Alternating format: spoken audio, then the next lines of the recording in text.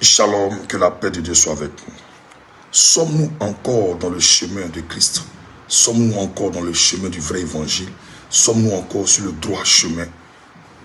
Matthieu 7, verset 13. Il dit, entrez par la porte étroite, car large est la porte spacieuse et le chemin qui mène à la perdition. Il y en a beaucoup qui entrent par là, verset 14.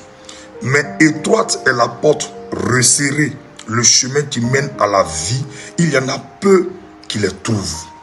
Bien-aimés, la question est de savoir, est-ce que nous sommes encore dans le chemin du vrai évangile? Est-ce que nous sommes dans le chemin de la parole de Dieu? Est-ce qu'on n'a pas laissé notre foi être modifiée par les événements de la vie, par les circonstances de la vie, par l'évolution de ce monde? Est-ce qu'on n'a pas laissé notre foi chrétienne être diluée? Est-ce qu'on n'est pas en train de vivre une autre vie qui n'a rien à voir avec la parole du Seigneur?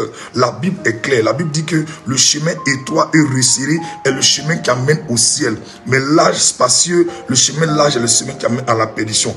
Qu'est-ce que ça veut dire? Ça veut dire que la vie chrétienne, suivre Jésus, est un chemin étroit et resserré. Le chemin est tout droit et c'est resserré. C'est-à-dire, pour arriver là, il faut fournir beaucoup d'efforts. Il faut fournir beaucoup d'efforts sur sa vie. Il faut se dépouiller. Il faut se repentir. Il faut renoncer à soi-même. Il faut accepter de vivre la vie de Dieu dans un monde corrompu comme celui-ci.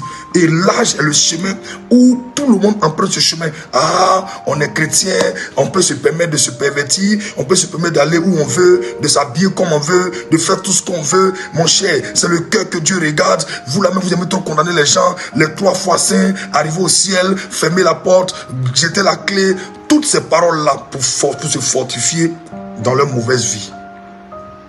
Le chemin large, spacieux qui amène à l'enfer, c'est ce que plusieurs personnes empruntent. La facilité. Non, on doit être swag dans la marche chrétienne. On ne doit pas se compliquer la vie. On est trop en train de juger. La parole de Dieu, c'est la parole de Dieu.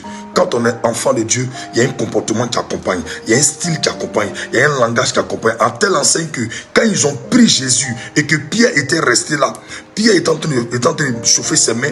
Et pendant que les gens parlaient que c'était un disciple de Jésus, Pierre a nié que non, je ne suis pas disciple de Jésus. Mais regarde là où ils vont prendre Pierre. Ils vont dire, mais c'est vrai que tu dis que tu n'es pas disciple de Jésus. Mais ton langage est différent de tout le monde. On sait que ton langage là, c'est un langage de celui qui marche avec Jésus. Ça veut dire qu'un enfant de Dieu a un langage spirituel, un langage différent de ce monde. Un enfant de Dieu a un comportement différent de ce monde. On n'est pas dans le monde pour faire comme le monde. On est dans le monde pour assaisonner le monde, pour éclairer le monde. Quelle est cette lumière-là qui est dans le monde qui n'arrive pas à éclairer? Quel est ce sel-là qui est dans le monde qui n'arrive pas à assaisonner? Bien-aimés, revoyons notre vie. Est-ce que nous sommes dans le chemin du Seigneur? Ne sommes pas en train de nous égarer. Retournons à l'évangile vrai et pur. Paul va dire, tu courais si bien. Qui t'a arrêté? Qui était très engagé dans la voie du Seigneur? Qui t'a découragé? Bien-aimés, les temps sont mauvais. Ne cédons pas à la séduction. Retournons à l'évangile vrai. Le chemin étroit et resserré est le chemin qui amène au ciel. C'est-à-dire, c'est un chemin